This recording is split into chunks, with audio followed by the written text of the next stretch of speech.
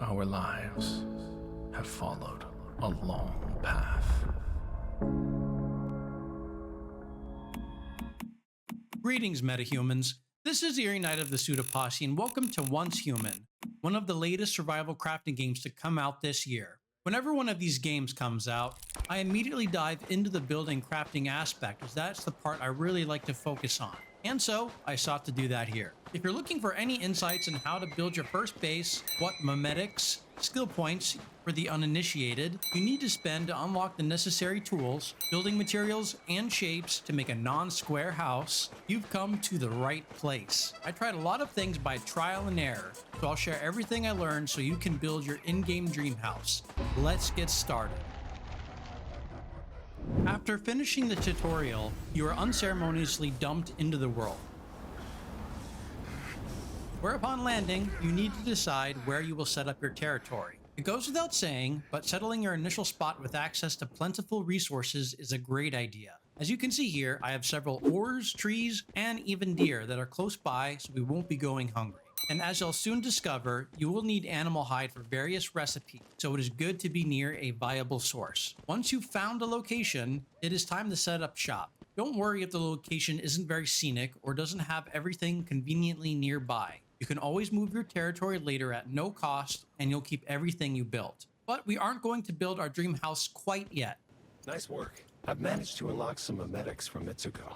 At the start, you don't have access to many building options, so you'll need to play the game for a bit to unlock some more things. At the very start, you should immediately unlock this assembly technique, melting essentials, Even with memetics. copper pickaxes, essential tools, stoves, and wooden support. This assembly techniques is absolutely necessary, as whenever you go out looting, you'll find a lot of junk that you can't directly use. Instead, you need to scrap it in the disassembly bench, which will give you all the necessary components to craft various tools, weapons, and armor. As you'll need these to progress through the game and to ultimately build something epic, you kind of need it. Smelting essentials, copper pickaxes, and essential tools are all tied together. We need copper pickaxes as it is more efficient at gathering resources than the crude axe you start off with. Replacing that as soon as possible is important. However, to craft the copper pickaxe, you'll need to know how to make copper ingots in the furnace, kind of a key ingredient for a copper tool. And of course, you'll need the proper workbench to actually craft it. Lastly, the stove. This one you don't necessarily need first, but we'll eventually need it rather soon for dishes 1, so that we can turn all of that deer meat into delicious roasted meat. A man's gotta eat. Of course, you should try to tech up to better resource collection tools as soon as you can. The bronze axe isn't much further in the memetics infrastructure tree and only requires an additional resource, tin ore, to craft bronze ingots. A bronze axe will produce even more resources, and it is fairly easy to reach within a couple more hours of gaining the copper axe. Steel is a larger investment, which will require an intermediate supplies workbench to craft, so don't worry about reaching that as soon as possible. Even with all the materials you rake in from all the self-resource harvesting, more is always better. May I introduce you to this little fella? Sure, he's adorable, but what can he do? This is what he can do, and he does it so well. Good job, buddy. Whenever you find yourself some silver ore out in the world, mine it and you will find one of these deviations. Put him in a securement unit, and over time he will gather resources if his deviant power and mood are high enough. While he is active, he will continuously gather ores for you, even while you are offline, so upon logging in, you can grab whatever he has collected, including resources you don't have nearby, like this iron ore. And since you won't have a source of iron ore out in the world in the early game, this is your only source of it. If you plan on teching up to stone structures, some of the shapes like the columns require steel, or even if you don't plan on it, steel is used in many other things, so it is great to have in any case. Now the resources collected here don't seem like a lot, and they are not. I was only offline for a few hours at this point. But the real power of this strategy comes with an army of Digby boys. May I introduce you to the army? As you can see, they are quite the prolific gatherers. They roam around my territory, mining and carrying resources back to their isolation securement units. Some do work harder than others. Come on guys, pick up the pace. But that is all related to their mood. You can get more units by unlocking the Securement Unit Expansion 1 Memetic, which will allow you to place up to 10 of these units. Build them as you gain more, and watch the amount of passive resources you get grow. Some of the memetics can cost a hefty amount of energy links, which is required in increasing amounts to unlock the new recipes. Some of the best ways to earn energy links include world events, in which you can fast travel to an ongoing event and participate, or just lurk around the edges and, reap the rewards. Of course, not all events are the same, and some are, well, not what you'd expect. Sometimes you just got to nerd dance. Be wary of party crashers though. To be fair, it must have been a confusing sight to behold.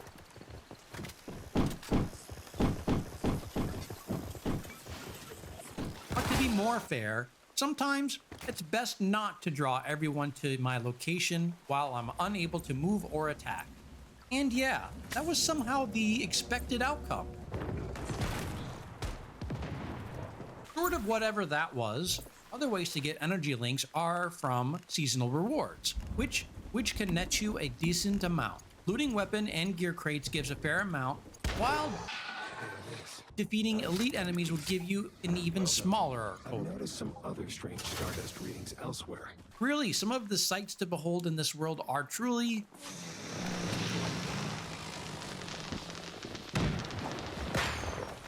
beyond words.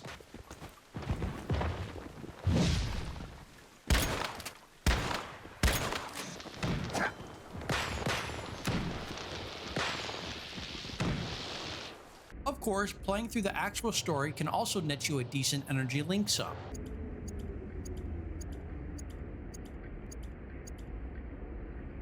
Some missions are more exciting than others, but two constants always remain true. First, machine guns are always awesome.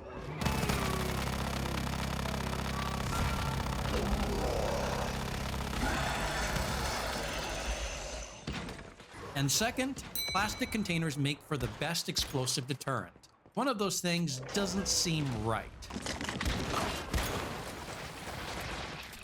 For the build that I will momentarily show off, which, spoiler alert, is entirely built from stone, you can do the same.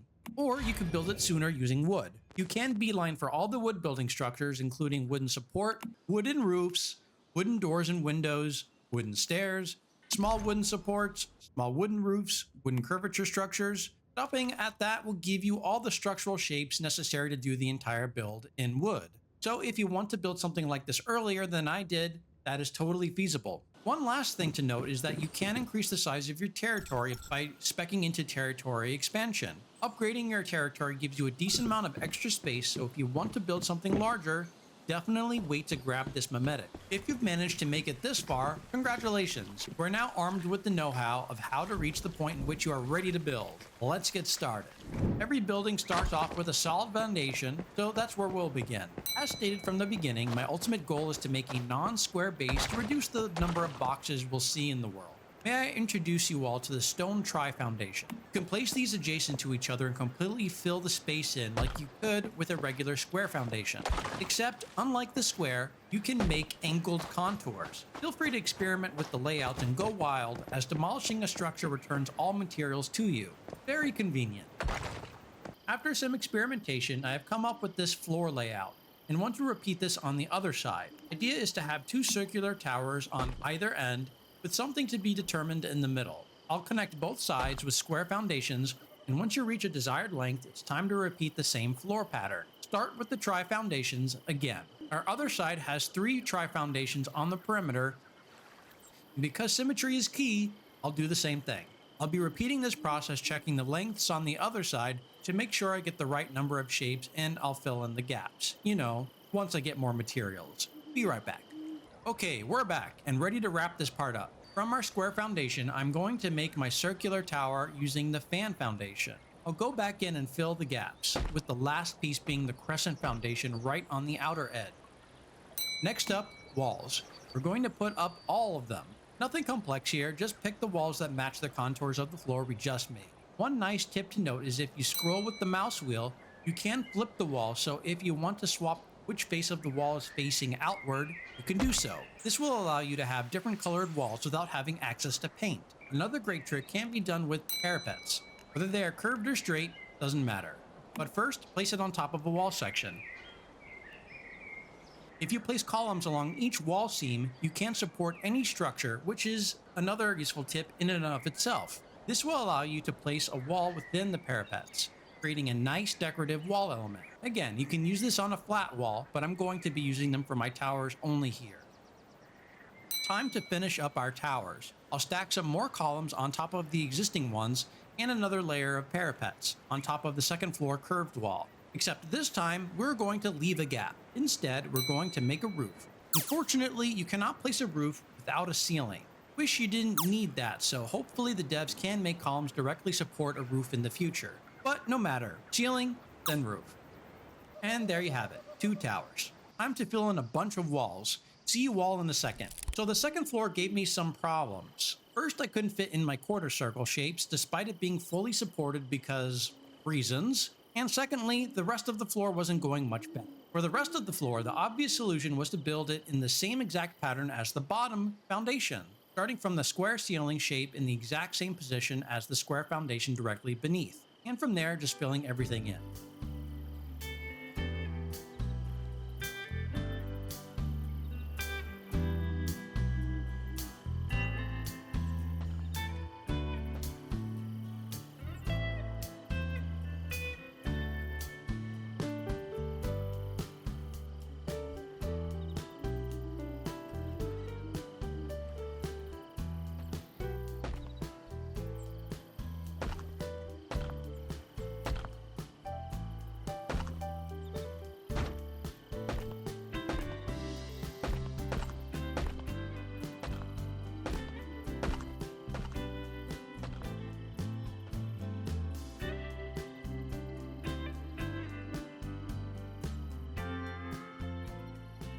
It turns out the solution for the tower floor problem was less obvious, but I've noticed the building can be a bit wonky and apparently order matters. The only way to get the tower floor in was to remove everything in the way so the floor could finally be placed.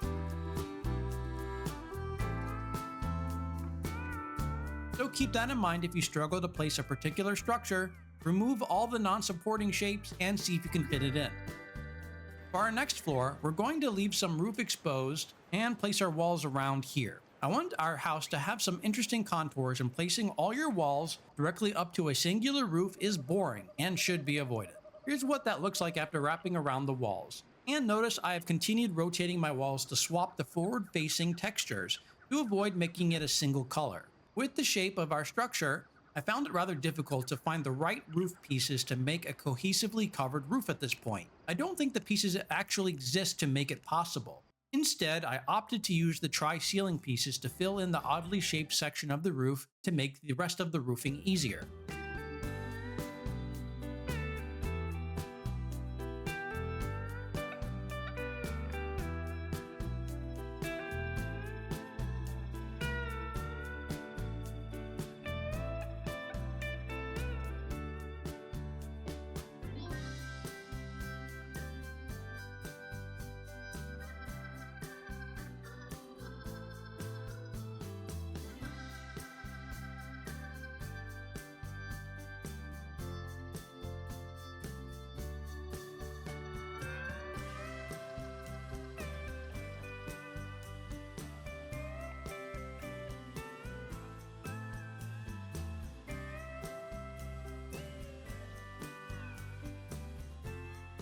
Also, I can use it as a roof patio to house some rain collectors or something.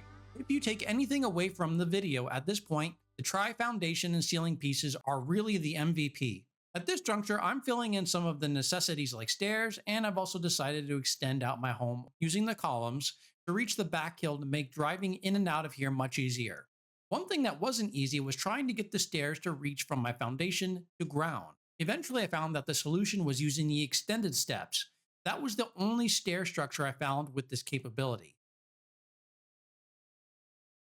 One last thing I want to mention is you can save your creation as a blueprint to be used again in the future, even after server reset. So if you have some designs you want to easily reuse, you can save them for another time. And don't be worried about saving it as stone, but wanting to build it using wood after a server restart. If you lack the materials, the game will automatically substitute those for something else. I lied. One last thing to mention. Though it says these are lights, they don't actually require electricity. So before you get any power generators, you can get lighting in your dwelling using these magical light bulbs. Enjoy. The rest of the build is pretty straightforward. Lots of finer details to add with railings, balconies, and the roof of course. And can't forget doors and windows. Here's a little relaxing montage of all of that if you're interested, plus the final walkthrough at the end.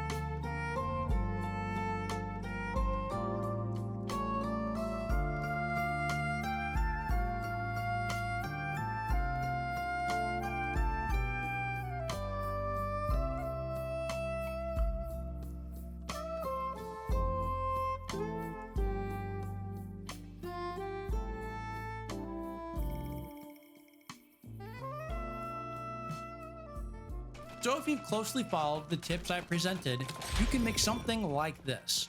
Don't need to be as big, or could be bigger. I certainly have more things to unlock to fill up the space inside, but I really like the look and feel of it. Plenty of space to store my workstations, production center, storage, furniture, and any other kind of thing I'll want to add eventually. But using these ideas, you should be able to create an original looking home that is not, I repeat, not another cube. Slowly convert your servers from a massive cube farm to something with a bit more character. If we can eliminate all box houses, then I'll consider my mission a success, so go forth and spread the word. Thanks for sticking around till the end. If you like this type of content and want to see more, consider joining the posse and subscribing to the channel. Like the video for the almighty YouTube algorithm, as that helps it get out to the rest of you. Drop a comment for what you'd like to see next. Could be something else in Once Human, or another game entirely. I'd also like to extend a shout out to our gracious Patreon community, whose kindness has enabled us to pour more into the channel. Thanks guys. On that note, this is Airy Knight signing off. See you all in the next one.